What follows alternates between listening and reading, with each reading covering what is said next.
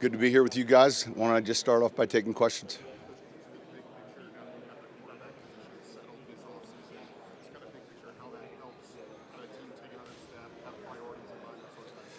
Yeah, so look, the question is an overall bigger picture strategy. Obviously, with a young quarterback in place, it's certainly a little clearer than it was this time last year. And yet, yeah, I would say, first off, it's a little clearer. There's still certain things that we've identified that we think are important. And then the puzzle is with free agency and the draft, trying to best meet those needs. And so we've kind of had our front board meeting already with the draft. We're seeing these guys now this week. And then we've also had a good jump start in free agency relative to the film study and the priorities. So it's good to be in that position, and we've got to be able to take advantage of it. Sean, you've talked about wanting a joker. What is your confidence level or thoughts on maybe finding that guy in the first round of the draft? Oh, well, I mean, when you pick 20, it's not as easy to say, hey, we're going to find that, because that player can be a running back, it can be a tight end. And yet, it's just something that we're mindful of as we look at both the draft and free agency. And I use that term. It's just when you have one of those guys that are matchup challenges inside, really helps you a third down red zone, because there's ways defensively you can handle the outside receivers and force the ball inside. So. But that's something that we'll look closely at. You're talking about must, wants, and needs. Yeah. Coach, how would you categorize running back and tight end? How important is it from one of those positions to be able to better control the middle of the field offensively? Well, I think it helps. It helps. So, the tight end or running back being able to be a target relative to the center of the field.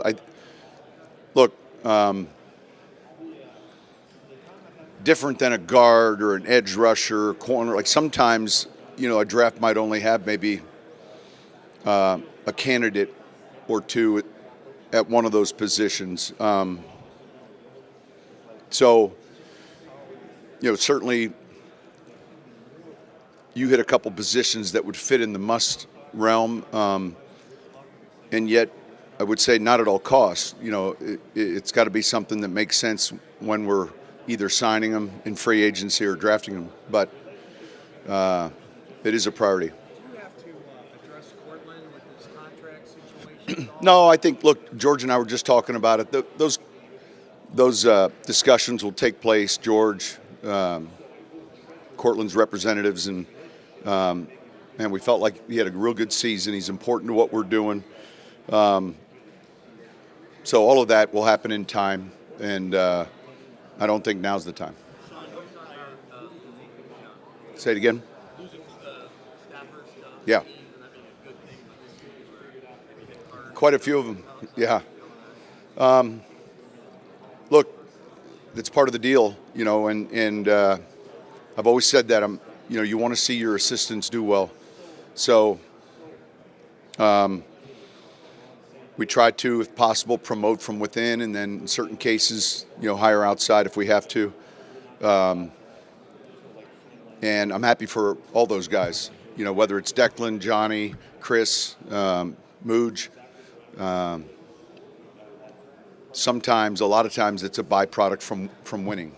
So I'm excited for their opportunities. On that subject, with Declan Doyle going to the Bears, Yeah. No, I don't think anything surprises you. The only reason I say that is, look, I've been with Declan for a while. He's 28. I know he's young. But they're not asking him to be the primary play caller. He's a real sharp offensive mind, great thinker. We hired him at a young age coming from Iowa. And I don't think you get surprised anymore because, look, to his credit, he had a relationship and there was a confidence level just in visiting with a couple of the coaches, and then certainly Ben when he's got a vision for what he wants and what he needs from that position, and I think he'll do really well. Say it again. Yeah.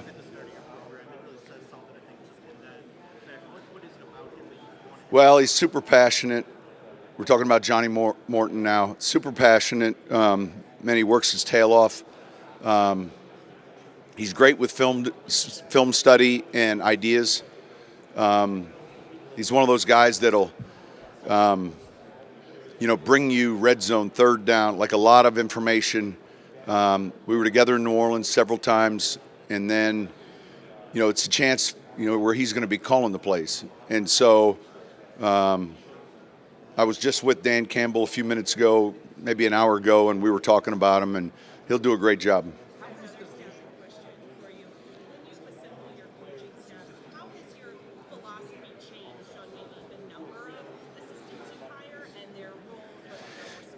Yeah, good question.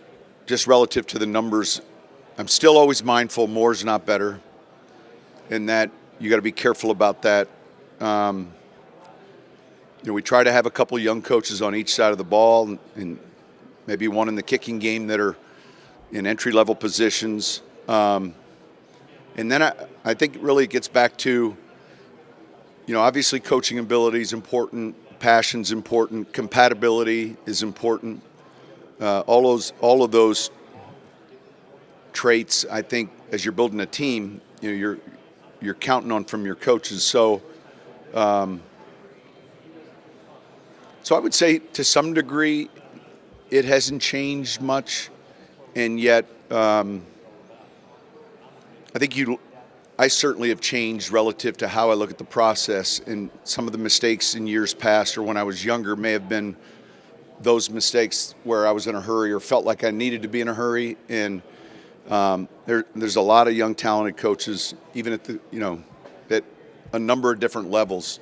And so we've kind of taken our time. At some point here, we'll announce the completion of our staff. We're not there yet, but I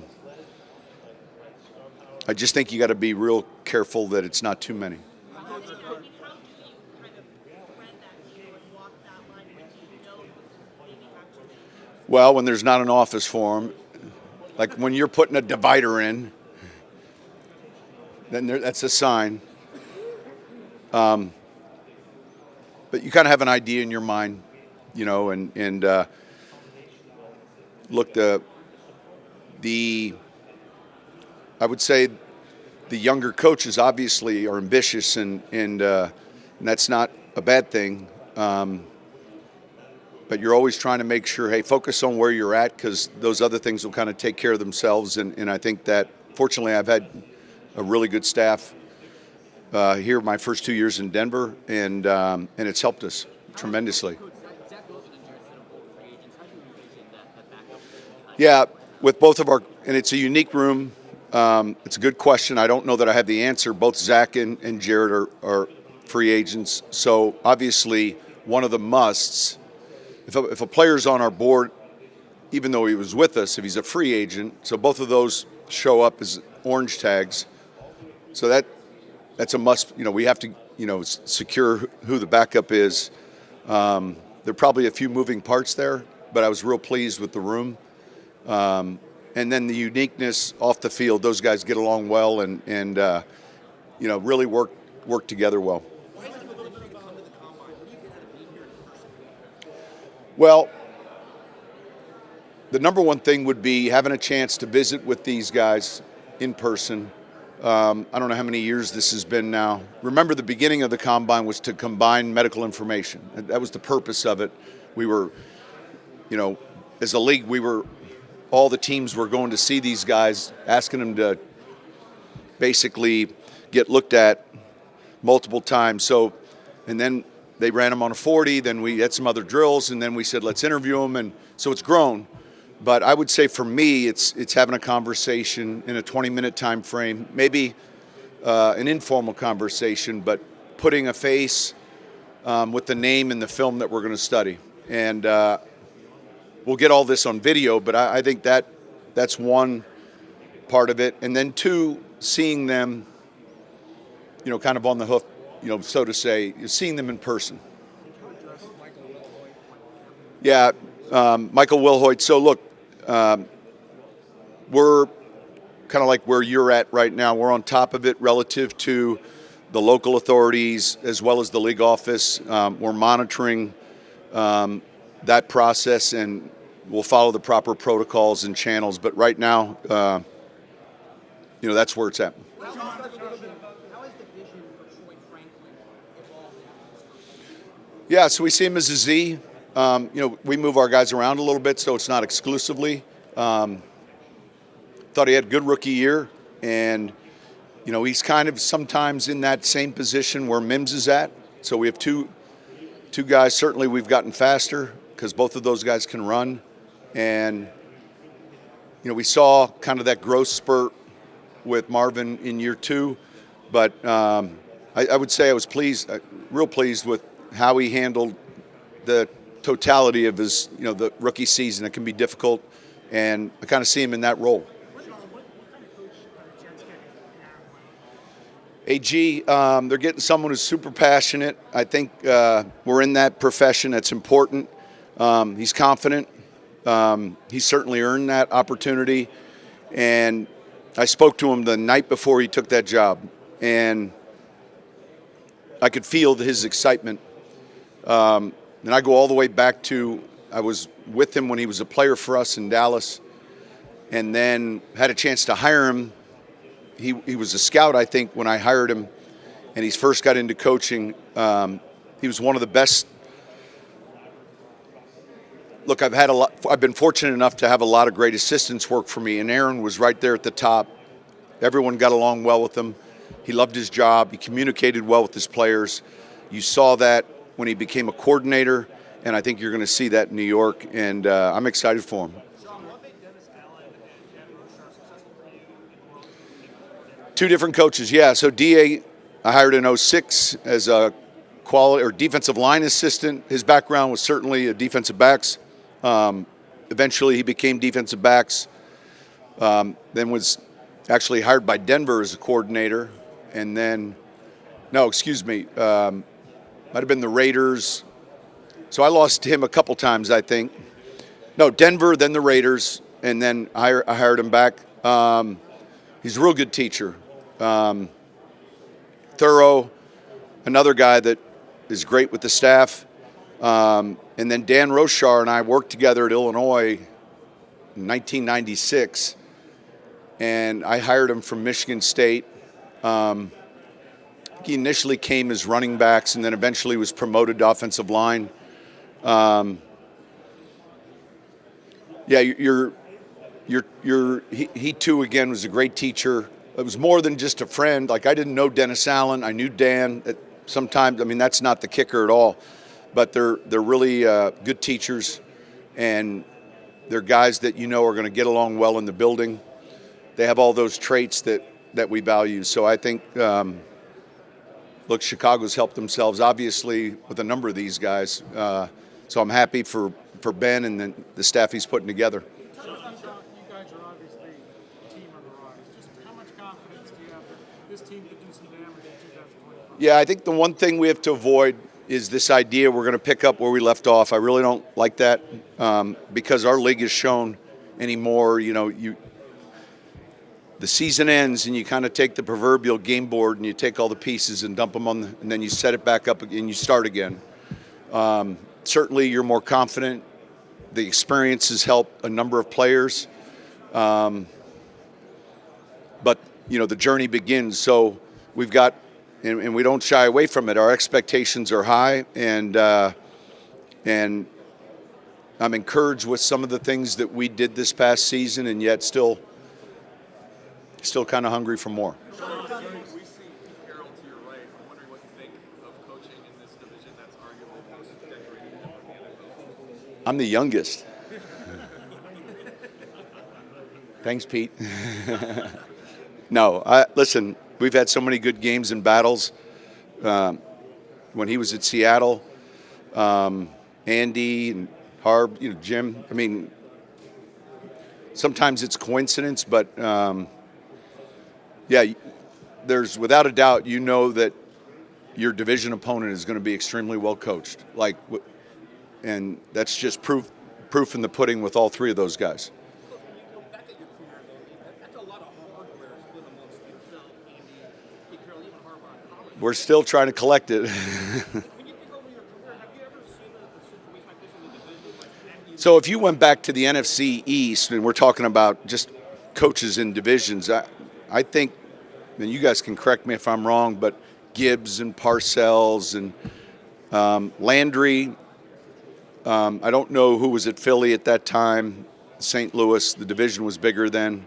But certainly, my first year in New Orleans, a couple of my closest coaching friends that I'd worked with, we had to find a way to get past Gruden in Tampa, and Foxy was at Carolina, Jim Moore Jr. at Atlanta.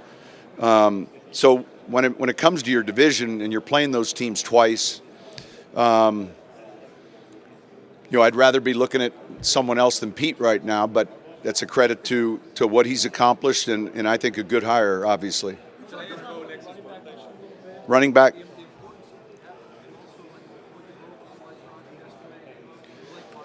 So I would say Audric and Blake and also Tyler, Bede are all three young players, and Jaleel I would put in that category. But overall, from a running back perspective, we've got to continue to look, whether it's in the draft. And I say this respectfully, I think it's a position that, generally speaking, you can find either in free agency or throughout the draft. But I've been a part of drafts where we've selected runners high.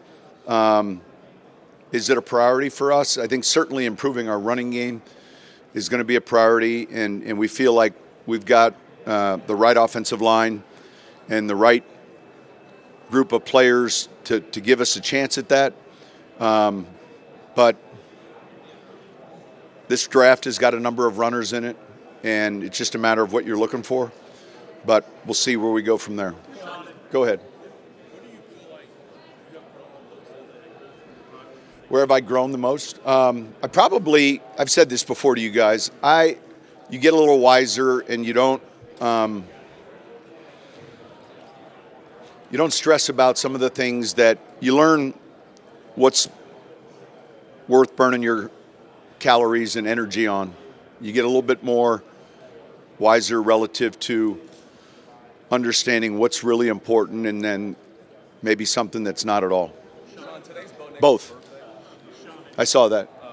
I'm not going to wish him any happy birthday on there. How often do you talk to him over the offseason? I sent him a text.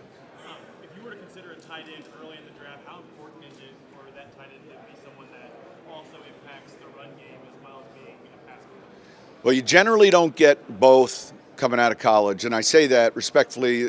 I'll ask the scouts as they're reading the player. They usually typically do one really well and the other, and that's okay.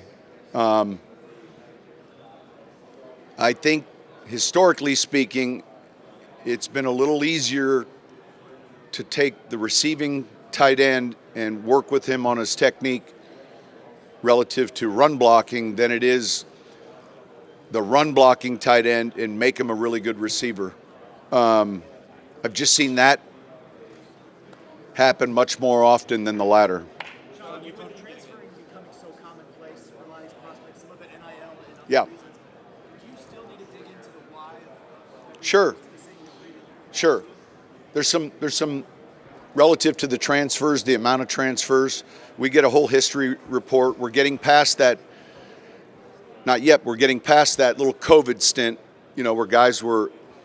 But yeah, tracking the players still.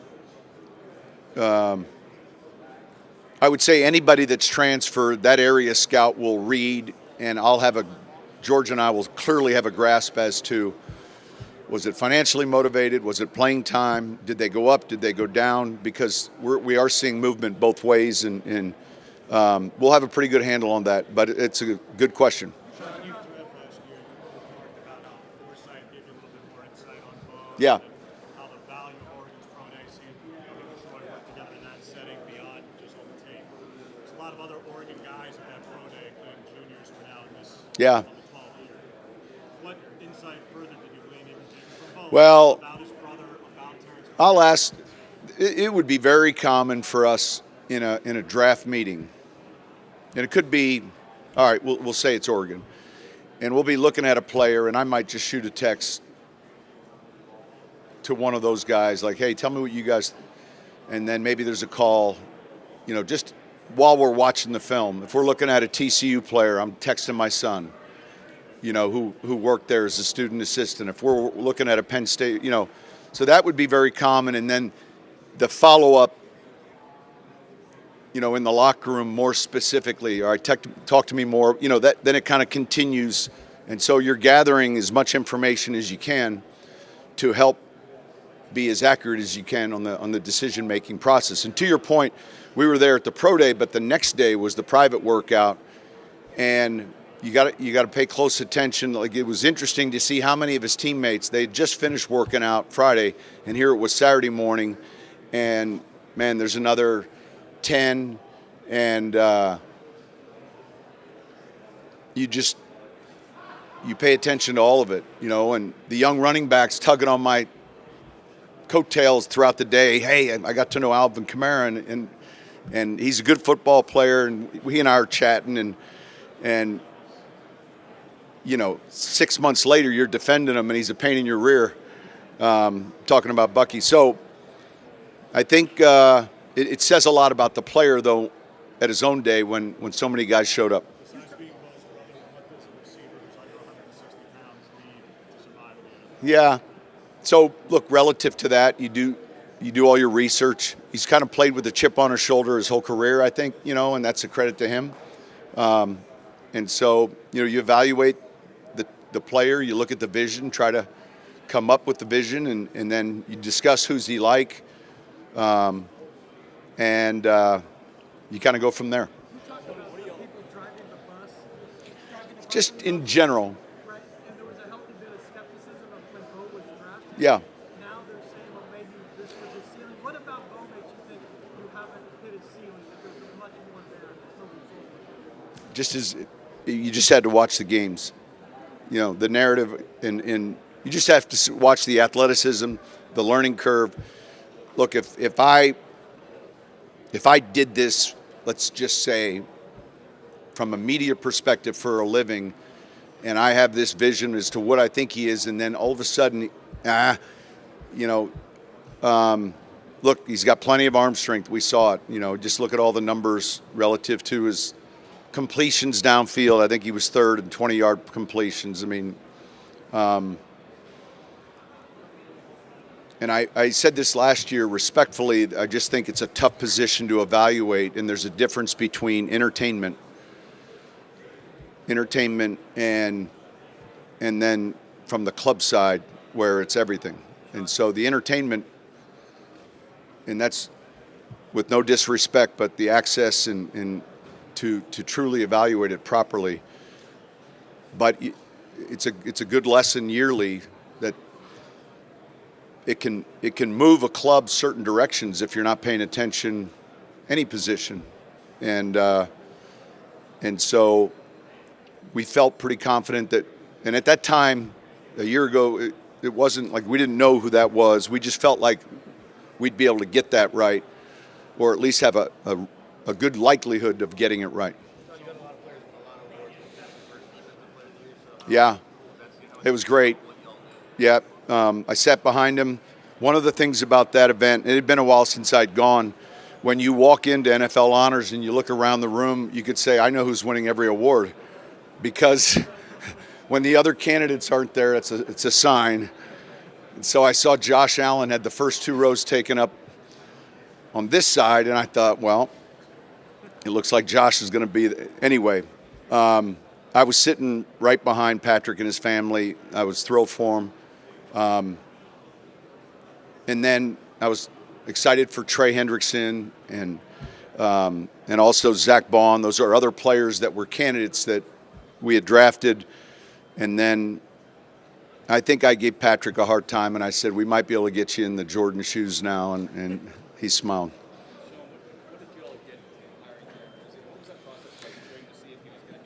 Well, I text Mickey, and I said, "Hey, when are you guys hiring your head coach?" And he texted me back. He said, "When are you hiring your special teams coordinator?"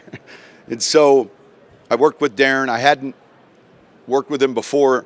New Orleans, the late Tony Sperano, a close friend of mine, who was the head coach of the Dolphins, I think was the first guy to bring him into our league. And you had to know Tony. For him to like rave about somebody, like that might be once every 3 years, but I know how Tony felt about him. So I can't remember the year we hired him in New Orleans. He's a tremendous teacher. He's thorough, and yet, with respect to the process, he was a very serious candidate, and I think will be a head coach in our league as well. But he was a very serious candidate in New Orleans, and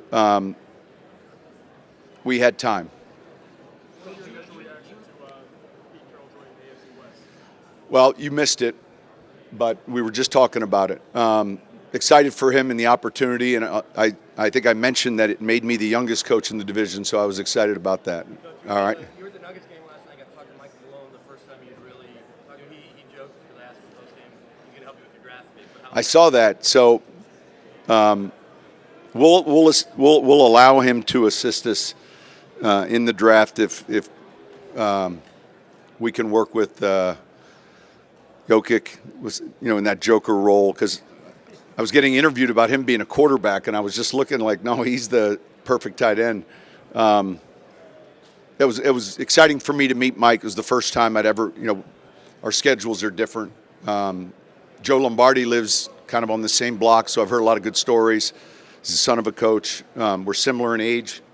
He's a bit younger, but you could, you watch his teams play and you can see his passion. So it was good to finally meet him last night, and it was good they played well. Look, going into year 3, now you have the same ownership with George.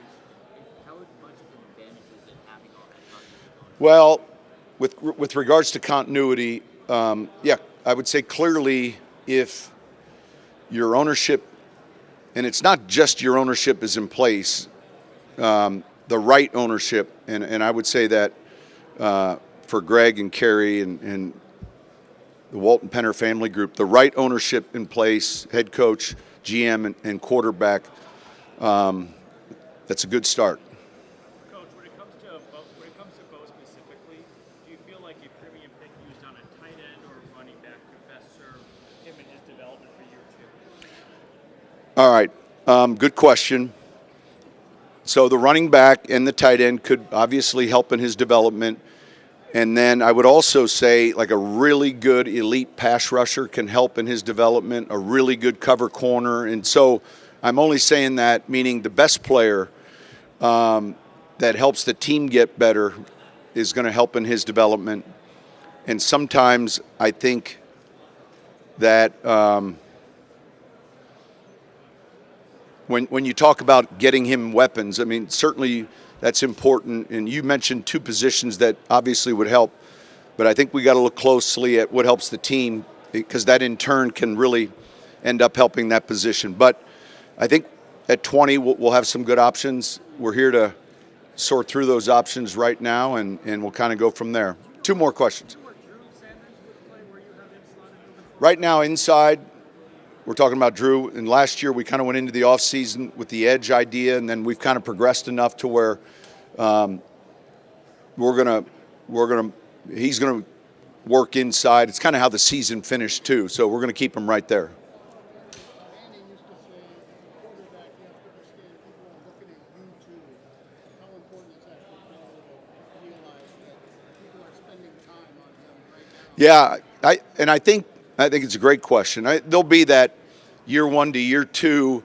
All right, we have an idea of what are some of his strengths. I think the one thing, all of us, myself included, the one thing that we got maybe a little bit even better than we expected was his speed and his, I don't want to say scramble ability, we saw that, but his running ability.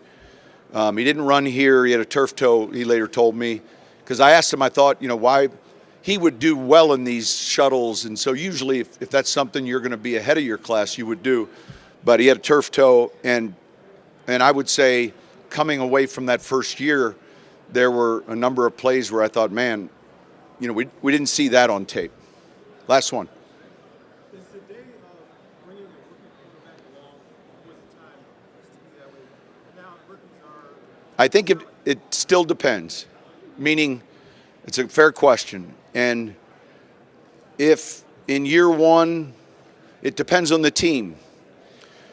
I would say the earlier they're taken, the more pressure and the expectation is that we're going to see them, maybe not week one, but we're going to see them start at some point.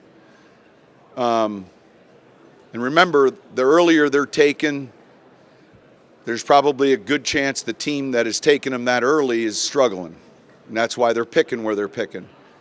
And so periodically you have these examples where even a few spots where Ben Roethlisberger was probably disappointed on draft day, and yet he ended up at a pretty special place, or the same thing with Aaron Rodgers, or the same thing. So I think a lot of it is where they're going. And